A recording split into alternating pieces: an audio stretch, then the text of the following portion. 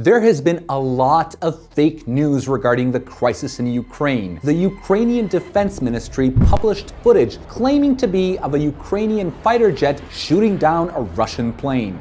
But some Twitter users realized that this footage was actually created in a video game called Digital Combat Simulator World, developed by Eagle Dynamics and originally posted as a YouTube video, as confirmed by Reuters. And this is just the tip of the iceberg when it comes to social media disinformation about Ukraine. So let's look at a few examples.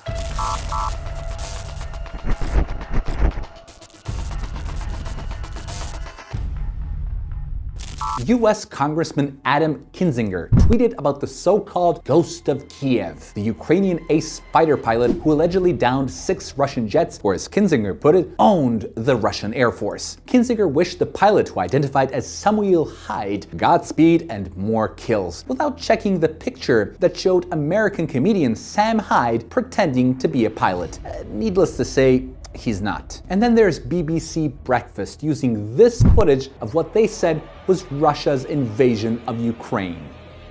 But in fact, this is just old footage of a Russian military parade rehearsal near Moscow from May of 2020. You also probably saw images of Ukrainian President Zelensky in full military uniform bravely fighting off the Russian advance in the country's capital Kiev in person. But in fact, the photos were from April 2021, when Zelensky was inspecting Ukrainian troops in the country's eastern border, nowhere near Kiev, of course. But in this horrific video, we see what many media outlets described as a Russian tank purposefully swerving off course into oncoming traffic to squash a Ukrainian civilian in Kiev. Miraculously, the driver survived. But many people on social media spotted that it wasn't a Russian tank, but rather a Ukrainian armored vehicle, noting it was probably an accident. And of course, you must have seen this viral video of a Ukrainian father sending his daughter off to safety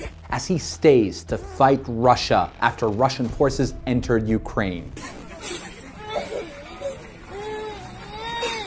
The media pounced on these heartbreaking images without saying that the footage was actually filmed before Russia started its military operation, after the breakaway leaders in Donbass advised evacuation. The girl is being sent to Russia to seek refuge rather than fleeing their forces. There are so many more examples, but the most telling are the tons of fake images circulating online of Russia bombing Ukraine that are actually images of NATO's bombing of Yugoslavia, Iraq, and others. It would be impossible to show them all, but it is ironic, isn't it?